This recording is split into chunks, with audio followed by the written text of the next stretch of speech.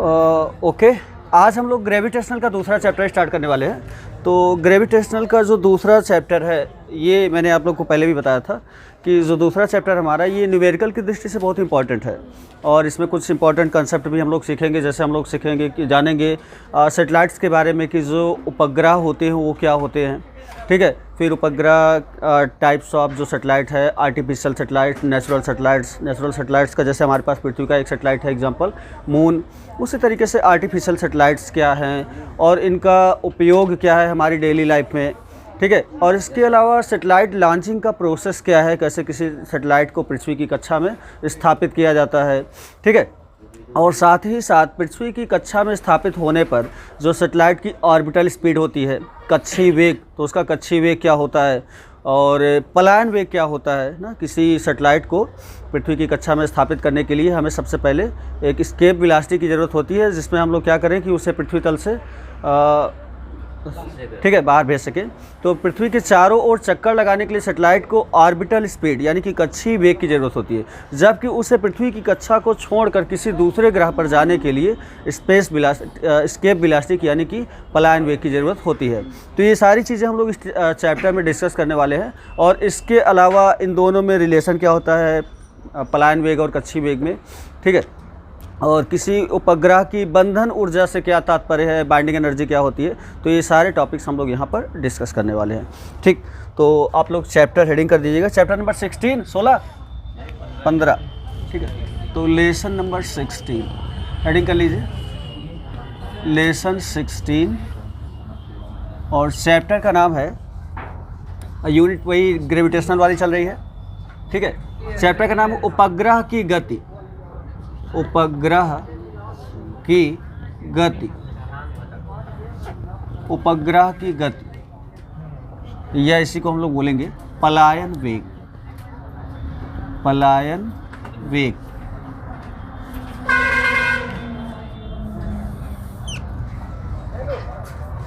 ठीक, बात मत करो इंटरमीडिएट वाले कुलदीप, ठीक है। उपग्रह की गति, पलायन वेग। तो motion of satellite, motion of satellite, motion of satellite, ठीक है। एस्केप वेलोसिटी,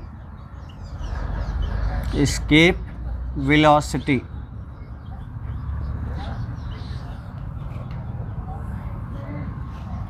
ये है आपका चैप्टर, हेडिंग कर लीजिए।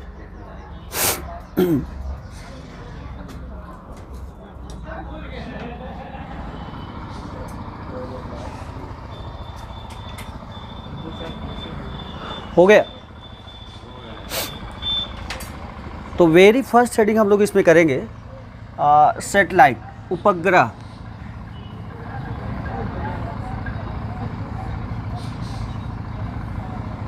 ठीक, सैटेलाइट।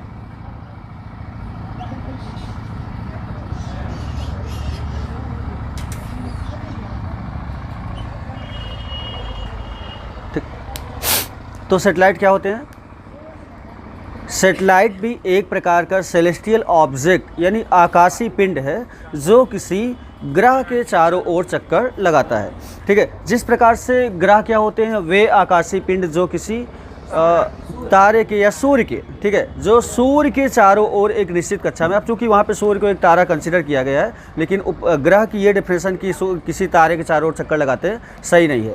वे आकाशीय पिंड जो सूर्य के चारों ओर अपनी एक निश्चित कक्षा में चक्कर लगाते हैं उन्हें हम लोग क्या कहते हैं, ग्रह, ठीक है।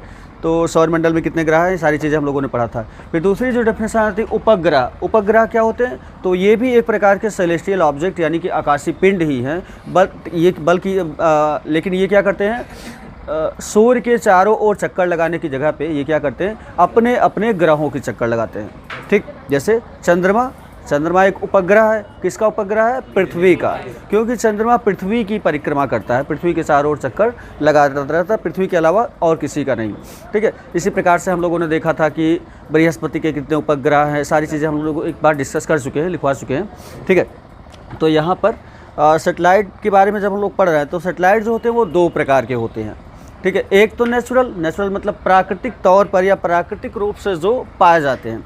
अगर प्राकृतिक रूप से कोई भी आकाशीय पिंड किसी ग्रह के चारों ओर चक्कर लगा रहा है तो उस आकाशीय पिंड को हम लोग क्या बोलेंगे, उपग्रह। और कौन सा उपग्रह, प्राकृतिक उपग्रह, ठीक है। जबकि आज ह्यूमन जब इतना डेवलप कर चुका है, मानव इतना ज़्यादा डेवलप कर चुका है, तो हमारे पास आर्टिफिशियल सैटेलाइट्स अवेलेबल हैं, ठीक है। आर्टिफिशियल सैटेलाइट्स में जैसे हम लोग के बहुत सारे उपग्रह हैं, जैसे स्पुतनिक 1, स्पुतनिक 2 ना, आर्यभट्ट करके कई सारे उपग्रह जो हैं हम अपने डेली लाइफ में हमारी क्या एक्टिविटीज़ चल रही हैं, मौसम आने वाले 4 से 10 दिनों में कैसा रहने वाला है, ठीक है। और भी पृथ्वी को क्या किसी बाहरी जो और सारे क्षुद्र ग्रह हैं उनसे कुछ खतरा होने वाला है, तो ये सारी चीज़ें जो हैं पृथ्वी के चारों ओर चक्कर लगाते हुए आर्टिफिशियल सैटेलाइट जो हैं वो हमें बता देते हैं, उनसे हमें पूरी इन्फॉर्मेशन मिल जाती है। इवन कि पूरे के पूरे अर्थ को आर्टिफिशियल सैटेलाइट्स के द्वारा स्कैन किया जा रहा है, ठीक है। यानी कि हर एक जगह की पूरी इमेजेस, हर एक सेकंड, हर एक क्षण की इमेजेस सैटेलाइट्स के द्वारा कैप्चर की जा रही हैं ना, ठीक है। इसीलिए कहीं भी कोई भी अगर घटना होती है वहाँ पर सीसीटीवी फुटेज अवेलेबल नहीं है, तो अब क्या होता है कि उसमें जो सीआईडी की टीम वगैरह है तो वो कोशिश करती है कि सैटेलाइट इमेजेस का सहारा लेकर कुछ काम किया जाए। जैसे अभी हाल ही में जो भी चाइना और इंडिया का मामला चल रहा था गलवान घाटी में ना, तो वहाँ पे क्या किया जाता, तो सैटेलाइट इमेजेस के द्वारा देखा जा रहा था कि चीन जो है वो भारत पे कितना कब्जा किया है या कितना अंदर आ चुका है। तो सब क्या किस प्रकार से किया जा रहा है, सैटेलाइट्स की सहायता से, ठीक है। और हम लोगों के लिए बड़ी गर्व की बात है कि जो हमारा भारत है ये भी सैटेलाइट प्रक्षेपण में बहुत आगे है और पूरे विश्व में तीसरे चौथे नंबर पर जाना जाता है, ठीक है। तो सैटेलाइट्स के बारे में हम लोग लिख दीजिए थोड़ा बहुत ना डेफिनेशन। तो वे आकाशीय पिंड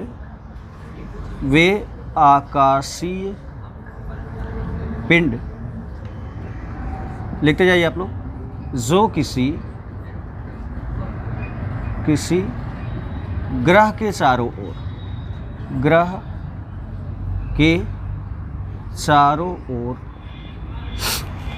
इसमें आप लोग देखिएगा पूरा आ रहा है कि नहीं आ रहा, ग्रह के चारों ओर एक निश्चित कक्षा में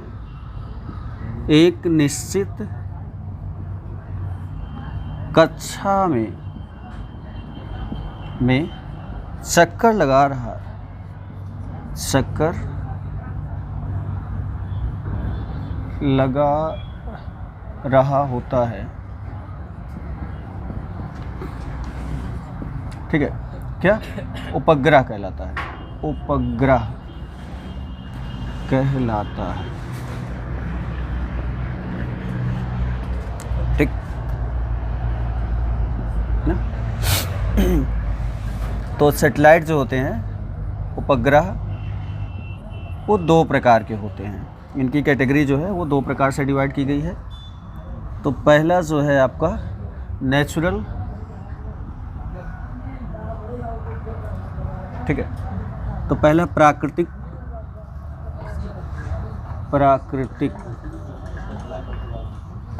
ना, नेचुरल, और दूसरा मानव जनित ना, ये कृत्रिम बोलते हैं, कृत्रिम ना, या मानव जनित उपग्रह, मानव जनित, आर्टिफिशियल। तो एग्जाम्पल्स, प्राकृतिक का मून ना, चंद्रमा पृथ्वी का एक उपग्रह है, तो मून, ठीक है, किसका है, पृथ्वी का एक उपग्रह, ठीक है। तो पृथ्वी का एक उपग्रह, जबकि कृत्रिम में हमारे पास स्पुतनिक 1, स्पुतनिक 2, आर्यभट्ट ना, तो एक ही एग्जाम्पल दे दो, आर्यभट्ट। तो कई सारे बनाए गए हैं, ठीक, नोट डाउन हो गया। बस डेफिनेशन इतनी ही है, इतना डिफाइन करो, बहुत ज़्यादा लिखने की जरूरत नहीं है।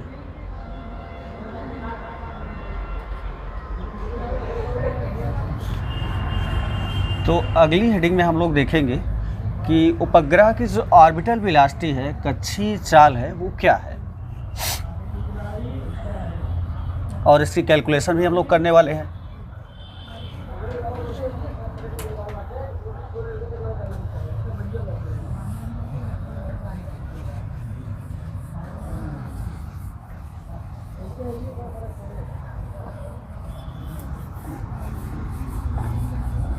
हो गया? चलिए, तो नेक्स्ट हेडिंग कर लीजिए, उपग्रह की कक्षीय चाल।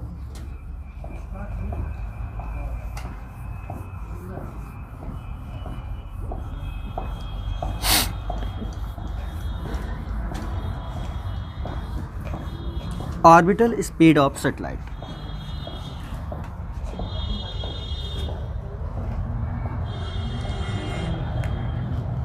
नेक्स्ट हेडिंग, उपग्रह की कक्षीय चाल। ठीक है, ऑर्बिटल स्पीड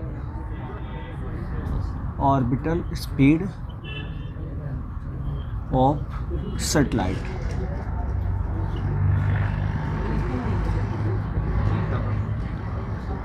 उपग्रह की कक्षीय चाल, ऑर्बिटल स्पीड ऑफ सैटेलाइट। ठीक है,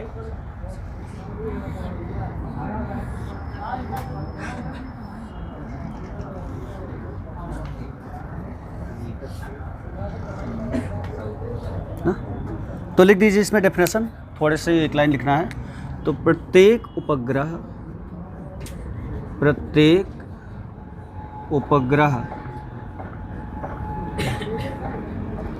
अपने ग्रह के चारों ओर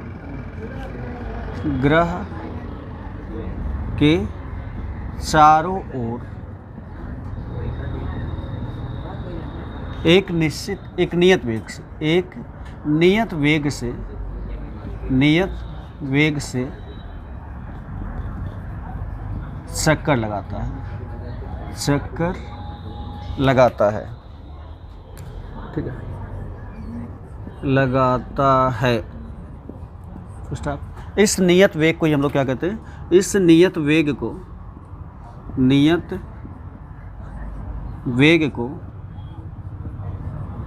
उपग्रह की कक्षीय चाल कहते हैं, या ऑर्बिटल वेलोसिटी, कक्षीय चाल कहते हैं। ठीक है, चलिए नोट डाउन कर लीजिए। तो हम लोग को कक्षीय चाल के लिए एक एक्सप्रेशन फाइंड करना है, तो या जो भी इसका फॉर्मूला है डिराइव करना है हमें।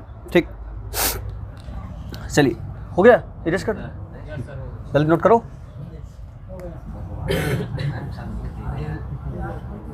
हाँ समझते हो, अच्छी बात है ना।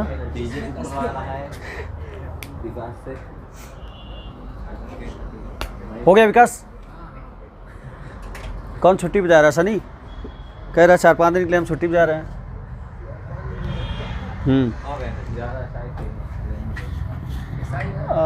ऑर्बिटल वेलोसिटी, इसको थोड़ा इरेज कर देते हैं, स्पेस ज़्यादा ज़रूरी रहता है ना हमारे लिए। तो हेडिंग वही रहेगी आपकी, इसमें हम लोग डेरिवेशन कर रहे हैं। इरेज नहीं हो रहा अच्छे से, एल्कोहलिक सॉल्यूशन लाना पड़ेगा लग रहा है।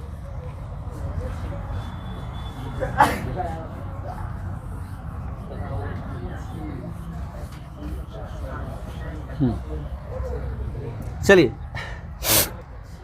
तो अब हम लोग इस पर आगे बढ़ते हैं और क्या करते हैं, डेरिवेशन ना ऑर्बिटल स्पीड का।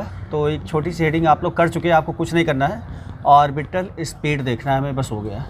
स्पीड ऑफ सैटेलाइट, ठीक है, हेडिंग आप लोग किए हो, आप लोग को कुछ नहीं करना है। ठीक है, ये हाँ चलिए, तो हम लोग कंसीडर करते हैं, ध्यान से समझिएगा, जहाँ पे भी प्रॉब्लम होगी तुरंत रोकिएगा और पूछिएगा। तो कंसीडर करते हैं कि ये हमारी अर्थ है, ठीक है ना। तो अर्थ की रेडियस आर ई, तो यहाँ से कंसीडर करते हैं कि अर्थ की रेडियस है आर ई, ठीक है। तो हर तरफ आ रही है। अब स्फेरिकल लग नहीं रही है, तो इसका मतलब ये नहीं कि स्फेरिकल है नहीं, ठीक है, आप मान लीजिएगा, ठीक है, एक्चुअल में इमेज ऐसी है। तो ये आर ई हो गया। यहाँ पर हम लोग कंसीडर करते हैं कि स्मॉल m द्रव्यमान का, ठीक है, यहाँ पे स्मॉल m मास का कोई ऑब्जेक्ट है सॉरी ये तो रेडियस हो गया, तो इससे एच हाइट पर कंसिडर कीजिए, यहाँ पर नहीं। ठीक, तो कंसिडर करते हैं कि इससे एच हाइट पर यानी कि अर्थ से कुछ हाइट पर यहाँ पर हम लोग कंसिडर कर ले रहे हैं। ठीक, तो एच हाइट पर एक ऑब्जेक्ट एक वृत्ताकार पथ पे क्या कर रहा है, अर्थ के सराउंड में चक्कर लगा रहा है। ठीक है, तो वृत्ताकार पथ, और इसी ऑब्जेक्ट का हम नाम क्या देंगे, सैटेलाइट ना। तो ये ऑब्जेक्ट क्या है, सैटेलाइट, यानी कि अर्थ का उपग्रह। वो कैसा है, नेचुरल है कि कैसा है, उससे हमें नहीं पता है। हम लोग अभी तो उस उपग्रह के लिए क्या कर रहे हैं, वेलोसिटी कैलकुलेट कर रहे हैं कि अर्थ के सराउंड में जो चक्कर लगा रहा है अर्थ की कक्षा में एक फिक्स ऑर्बिट में, तो वहाँ पे उसकी वेलोसिटी क्या होगी। ठीक है, तो कंसिडर करते हैं कि ये जो पूरी डिस्टेंस है, यानी कि अर्थ के सेंटर से, इसे अर्थ के सेंटर कंसिडर कीजिएगा O, तो O से इस सर्कुलर ऑर्बिट तक की जो डिस्टेंस है उसे हम लोग स्मॉल r लेते हैं। पूरी डिस्टेंस कितनी है, स्मॉल r। ठीक है, ये हर जगह पे क्या है ना। अब स्मॉल r डिस्टेंस पर कोई ऑब्जेक्ट है, उसका मास कितना है, m, ध्यान दीजिएगा। ठीक है, तो यहाँ पे m द्रव्यमान का जो ऑब्जेक्ट है वो क्या कर रहा है, ध्यान दो, आप लोग बात मत करो। ठीक है, तो m द्रव्यमान का ऑब्जेक्ट यहाँ पर इस निश्चित कक्षा में एक निश्चित फिक्स्ड ऑर्बिट में लगातार रिवॉल्व कर रहा है। अब चक्कर लगाते हुए जो कण होता है या पिंड होता है, तो उसका जो वेग होता है, हमेशा ध्यान दीजिएगा, तो वेग इस जो वृत्ताकार कक्षा है, वृत्ताकार कक्षा के हमेशा टेंजेंशियल मतलब स्पर्श रेखी होता है। ठीक है, देखो इसको स्पर्श करके ना, तो हर जगह, तो इसको हम लोग वेग यहाँ पे v0 कंसिडर कर ले रहे हैं, v0 ना। v0 क्या है, इसका ऑर्बिटल वेलोसिटी या कक्षीय वेग है, हम लोग ऐसा कंसिडर कर ले रहे हैं। ठीक है, तो अब क्या होगा, जब कोई ऑब्जेक्ट किसी वृत्ताकार पथ पर गति करता है तो उसके लिए एक अभिकेंद्र बल की आवश्यकता होती है। बिना अभिकेंद्र बल के कोई भी ऑब्जेक्ट वृत्ताकार पथ पर गति नहीं कर सकता, संभव ही नहीं है। ठीक है ना, तो फिर होता है क्या कि जब ऑब्जेक्ट लगातार सर्कुलर ऑर्बिट में गति कर रहा होता है तो उससे केंद्र की ओर एक बल के द्वारा खींचा जाता है, और इसी के बल को हम लोग क्या कहते हैं, अभिकेंद्र बल। अब कोई आपसे ये क्वेश्चन पूछ सकता है कि अगर अभिकेंद्र बल लगातार सेंटर की ओर केंद्रित होता है किसी भी ऑब्जेक्ट पर जो सर्कुलर मोशन में होता है, तो ऑब्जेक्ट खींचकर ना उसी पर गिर क्यों नहीं जाता। अगर पृथ्वी के चारों ओर है, घूम रहा है, तो पृथ्वी लगातार अभिकेंद्र बल लगाकर खींच भी रही है, तो किसी भी ऑब्जेक्ट को पृथ्वी में घुस नहीं जाना चाहिए। इसी तरीके से पृथ्वी भी सूर्य के चारों ओर चक्कर लगा रही है, तो पृथ्वी को भी सूर्य में समाहित हो जाना चाहिए, क्योंकि सूर्य भी तो उसे अभिकेंद्र बल लगाकर खींच रहा होता है। तो फिर ऐसा होता क्यों नहीं। हाँ, अच्छा, अब केंद्र बल जो है वो तो कार्य करता ही रहता है। अब केंद्र बल क्या है, एक आभासी बल है ना, फिक्सियस फोर्स है। दूसरा कोई रीजन जो आपको फिगर में हम आप केंद्र बल तो नहीं दिखाए ना, फिर भी फिगर में स्पष्ट है, रीजन्स हैं कई सारे, जिससे आप बता सकते हो कि कोई भी ऑब्जेक्ट जो है वो पृथ्वी पर या तो अर्थ जो है सन पर क्यों नहीं जाती, जबकि सन उस पर लगातार सेंट्रीपिटल फोर्स लगा रहा होता है। तो सेंट्रीपिटल फोर्स की डायरेक्शन किधर होती है, केंद्र की ओर। ठीक है, ध्यान दीजिएगा, सेंट्रीपिटल फोर्स की डायरेक्शन केंद्र की ओर F, जबकि इस ऑब्जेक्ट का जो रेखी वेग है उसकी डायरेक्शन किधर है, टेंजेंस, स्पर्श रेखी।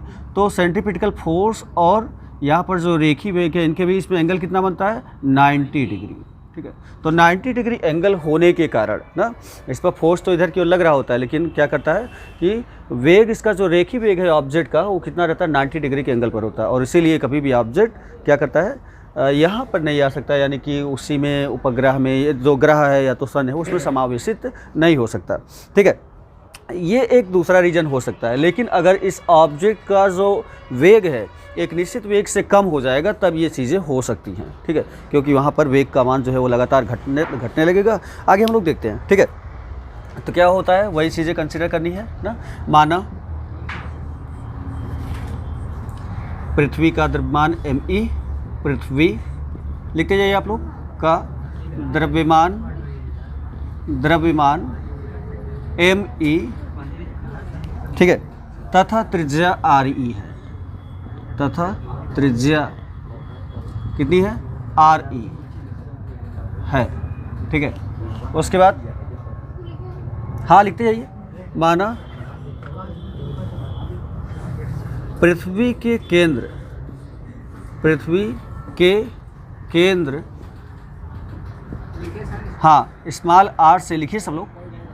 माना पृथ्वी के केंद्र से, अभी हम इरेज कर देंगे तब समझ में आएगा। माना पृथ्वी के केंद्र स्मॉल आर केंद्र ओ से ना, केंद्र कितना कंसिडर किए, कैपिटल ओ से स्मॉल आर दूरी पर स्मॉल एम द्रव्यमान का कोई ऑब्जेक्ट, ठीक है, स्मॉल एम द्रव्यमान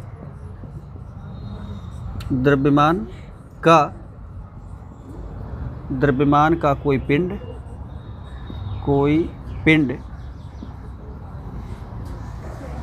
कक्षीय वेग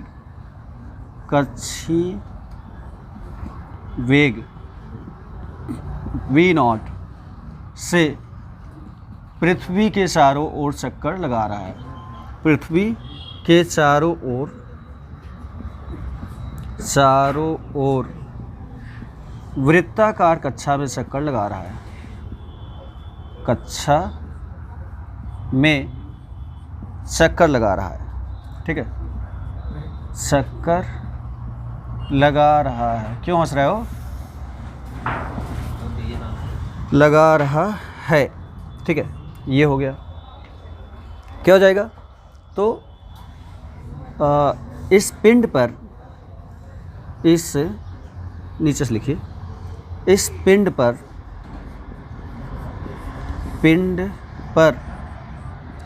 पृथ्वी के द्वारा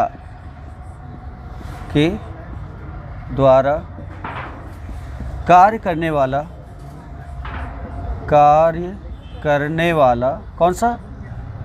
गुरुत्वाकर्षण बल ना।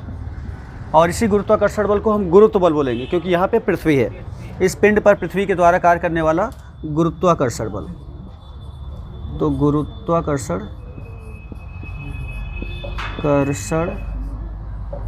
बल कितना हो जाएगा? तो गुरुत्वाकर्षण बल F, तो एफ जी ले लीजिए, जी फॉर ग्रेविटेशनल, एफ जी, ठीक है, जी फॉर ग्रेविटेशनल गुरुत्वाकर्षण। तो कितना होता है? कैपिटल जी एम ई, इसमें पृथ्वी है तो M E mass of earth small M divided by small are का स्क्वायर। आर ही तो होता है, लेकिन आर ही वहाँ पर रेडियस ऑफ अर्थ होती है। यहाँ पे ऑब्जेक्ट की केंद्र से दूरी क्या है? Small are. स्मॉल आर माने ना यहाँ से यहाँ तक की दूरी, ठीक है, तो स्मॉल आर का स्क्वायर। तो ये हो गया, ठीक है। इरेज करें? जल्दी जल्दी करो, इरेज करना है। इसे इक्वेशन नंबर 1 कंसीडर कर लीजिएगा आप लोग। इक्वेशन नंबर 1 वैसे बहुत ज़रूरत नहीं है, लेकिन यहाँ पर ले रही है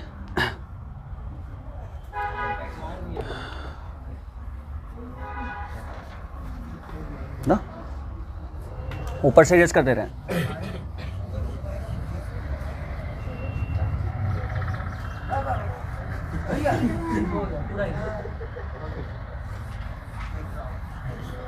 तो यार तेजी से बोलना चाहिए था ना, इशारा कर रहे हो।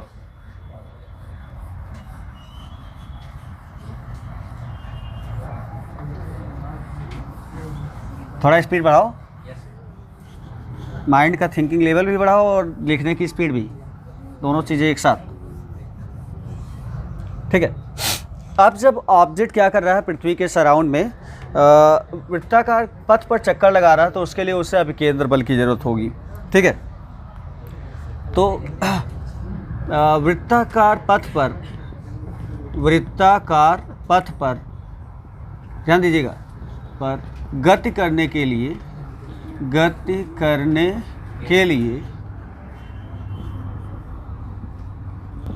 पिंड को आवश्यक अभिकेंद्र बल कितना मिलेगा? अभिकेंद्र बल कितना होता है? अभिकेंद्र बल तो F है, देखिएगा ध्यान से, F सेंटीपिटकल ले रहा है, C फॉर सेंटीपिटकल अभिकेंद्र। तो FC इज इक्वल टू कितना होता है अभिकेंद्र बल? mv स्क्वायर, यानी v0 का square divided by r। Question number 2, ठीक है। अब चूंकि ये अभिकेंद्र बल पृथ्वी के गुरुत्वाकर्षण बल से ही प्राप्त होता है, ठीक है, इसीलिए हम समीकरण 1 और समीकरण 2 को बराबर करेंगे, ठीक है। तो ध्यान देखना कि क्यों बराबर कर रहे हैं, क्योंकि जो अपकेंद्र बल उपग्रह को पृथ्वी के चारों ओर वृत्ताकार पथ पर गति करने के लिए मिला है, वो कहाँ से मिलेगा? पृथ्वी द्वारा उपग्रह पर लगने वाले गुरुत्वाकर्षण बल से ही, ठीक है। तो क्या हो जाएगा, फ्रॉम इक्वेशन 1 एंड 2, समीकरण 1 और 2 से। तो फ्रॉम इक्वेशन 1 एंड 2 ना, हम क्या करेंगे, दोनों को बराबर करेंगे ना? क्या हो जाएगा, एफ जी बराबर होगा क्या, एफ सी। पुट कर दीजिए वैल्यू। तो एफ जी बराबर कितना था हमारे पास, capital G M E small M divided by small are का square is equal to F C कितना है, एम वी नॉट का स्क्वायर डिवाइडेड बाई आर। ठीक है, तो यहाँ से एक आर से एक आर कैंसिल आउट, एम से एम कैंसिल आउट, बचा क्या, तो वी नॉट हमें निकालना था, तो जो बचा वो वी नॉट का मान आ गया। और वी नॉट का मान कितना है हमारे पास, नीचे आ रहा है,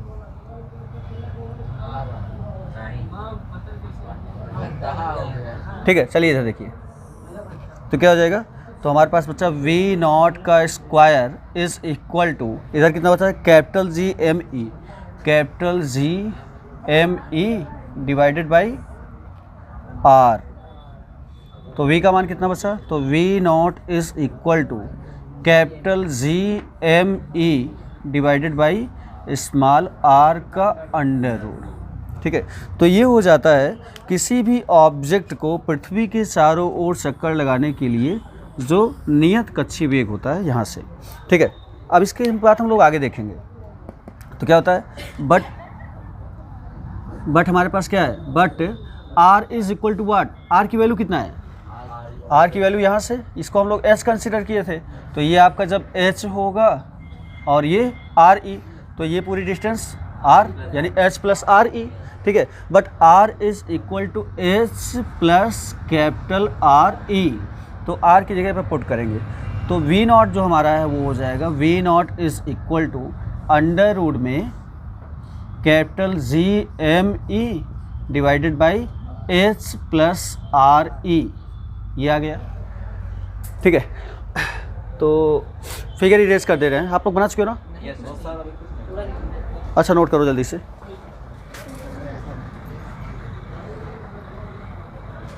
पास जो रिजल्ट आया ऑर्बिटल वेलोसिटी का वो है हमारे पास v not is equal to under root of G M E upon R E plus S.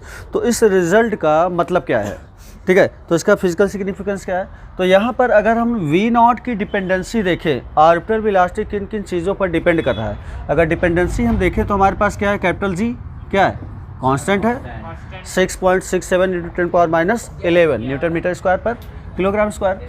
R E क्या है, रेडियस ऑफ अर्थ 6400 किलोमीटर, ये भी कांस्टेंट है, अर्थ की रेडियस कम ज़्यादा नहीं होती। ठीक है, तो आर ई भी कांस्टेंट है, ये भी कांस्टेंट हो गया, तो बचा क्या, केवल एच ही बचा जो वेरिएबल है, जिसे बदला जा सकता है, कम किया जा सकता है और ज़्यादा किया जा सकता है। तो वी नॉट किस पे डिपेंड कर रहा है, सिर्फ और सिर्फ एच पर, यानी कि किसी भी ऑब्जेक्ट के पृथ्वी की सतह से ऊंचाई पर डिपेंड करता है। तो कोई भी ऑब्जेक्ट पृथ्वी की सतह से जितने ज़्यादा ऊंचाई पर होगा, देखो एच का मान बढ़ेगा तो क्या होगा, वी नॉट का मान कम होगा, इन्वर्सली प्रोपोर्शनल दिखा है, स्क्वायर रूट में ही सही। तो एस का मान बढ़ेगा तो वी नॉट का मान क्या होगा, घटेगा।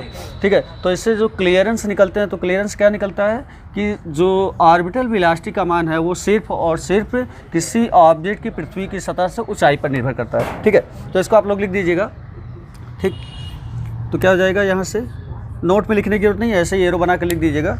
स्पष्ट है कि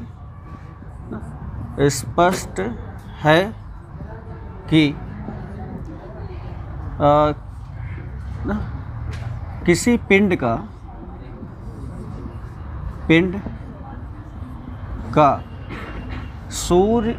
पृथ्वी के परितः, पृथ्वी के चारों ओर कक्षीय चाल या कक्षीय वेग ना क्या करता है। ठीक है, पिंड के पृथ्वी तल से ऊंचाई पर निर्भर करता है, पृथ्वी तल से ऊंचाई पर निर्भर करता है, ऊंचाई पर निर्भर करता है। और किसी ऑब्जेक्ट की पृथ्वी तल से ऊंचाई जितनी ज़्यादा रहेगी उसका ऑर्बिटल स्पीड उतना ही कम रहेगा। ठीक है ना, आगे चलते हैं हम लोग। हाँ, तो क्या हो जाएगा देखिएगा इसमें, अब पृथ्वी की सतह पर ना, यदि पृथ्वी की सतह पर क्या करते हैं हम लोग, पृथ्वी की सतह पर गुरुत्वीय त्वरण कितना होता है, गुरुत्वीय त्वरण जी हो, स्मॉल जी हो, तो क्या हो जाएगा, तो अर्थ की सरफेस पर हम लोग क्या करते हैं, GME is equal to what, GRE square, ठीक है ना। GME की जगह पर GRE स्क्वायर पुट करेंगे, तो therefore V not is equal to under root में GRE का square divided by H plus RE, ये आ गया, ठीक है। अब ध्यान दीजिएगा, तो इसमें हम लोग क्या करते हैं, केस कंसीडर करते हैं, एक स्पेशल केस, कि यदि जो ऑब्जेक्ट है वो पृथ्वी के बहुत पास हो ना, तो क्या हो जाएगा, ध्यान दीजिएगा, तो यदि पिंड कहाँ पे हो, यदि पिंड पृथ्वी के अत्यंत नज़दीक हो या पास हो, ध्यान दीजिएगा, इसके मैं कहने का क्या मतलब, तो जब पिंड जो है पृथ्वी के बहुत पास ही चक्कर लगा रहा होगा, तो उस केस में H is very less than RE, तो RE की तुलना में, RE का मान कितना है, 6400 किलोमीटर, तो RE की तुलना में जो ऑब्जेक्ट है उसकी हाइट पृथ्वी के तल से बहुत कम होगी ना। वैसे भी जो आर्टिफिशियल सैटेलाइट्स होते हैं वो पृथ्वी के तल से कुछ 100 किलोमीटर की दूरी पर ना, 300, 400, 500 इतने ही किलोमीटर की दूरी पर होते हैं, क्योंकि जो पृथ्वी का वायुमंडल है वो 400 किलोमीटर तक पाया जाता है। तो कोशिश यही रहती है कि पृथ्वी को वायुमंडल से बाहर रखा जाए, बस हो गया, ठीक है। तो H is very less than RE की तुलना में RE कितना है, 6400 ना किलोमीटर, ठीक। तो मीटर में करोगे तो और ज़्यादा, तो इस तरीके से क्या करेंगे हम लोग, H को जब बहुत लेस दिखा रहे हैं तो H को यहाँ पे निग्लेजिबल कर देंगे, H को छोड़ देंगे, ठीक है ना। तो पास हो तो क्या हो जाएगा, H is very less than RE, तो अतः H को ना छोड़ने पर, छोड़ दीजिए, तो जब H को छोड़ देंगे तो छोड़ने पर हमारे पास बचेगा क्या, तो बचेगा यहाँ से V not is equal to under root में, ठीक है, ऊपर क्या है GRE, तो GRE का स्क्वायर डिवाइडेड बाई, H को छोड़ दिए मतलब H को 0 कंसिडर कर लिए, बचा क्या RE, तो एक RE से एक RE कैंसिल आउट, ठीक है। तो V not is equal to under root में GRE, ठीक, GRE, तो ये आपके पास ऑर्बिटल वेलोसिटी की का रिक्वायर्ड फॉर्मूला आ जाता है। नोट कर लीजिए जल्दी से। इस ऑर्बिटल वेलोसिटी को कि पृथ्वी के चारों ओर अगर कोई ऑब्जेक्ट चक्कर लगाना चाहे तो उसकी कच्छी चाल कितनी होनी चाहिए, तो इसे हम लोग कैलकुलेट करते हैं। क्या होता है, तो फॉर्मूला हमारे पास क्या है, V not is equal to under root में GRE, ठीक है। क्या होता है, तो since G is equal to what, G is equal to 9.8 metre पर second square, RE is equal to what, 6400 kilometre, इसे मीटर में कन्वर्ट कर लीजिए तो कितना हो जाएगा, तो 6400 गुणते 10 के घाते 3, क्या हो गया, मीटर। अब इसमें कोई पॉइंट नहीं दिख रहा है, तो इसका मतलब कि पॉइंट लास्ट में होगा, ठीक है। तो हम लोग क्या करेंगे, पॉइंट को 1 2 3 1 2 3 डिजिट लेफ्ट लाएंगे, तो जब पॉइंट को 3 डिजिट लेफ्ट लाएंगे तो उतने ही पावर प्लस में बढ़ जाएंगे, तो ये कितना हो जाएगा, तो ये हो जाएगा 6.4 ना इंटू 10⁻³ इंटू ऑलरेडी है 10⁻³ मीटर, तो आधार समान है, घाते आपस में जुड़ जाएंगी, तो 6.4 इंटू 10⁻⁶ मीटर, ये इतना आ गया। तो G की वैल्यू और RE की वैल्यू हमें क्या करना है, यहाँ पे इस इक्वेशन में पुट करना है। तो जब पुट करेंगे तो हमारे पास इक्वेशन क्या हो जाएगा, जो सॉल्यूशन आएगा, पुट कर दीजिए, ठीक है।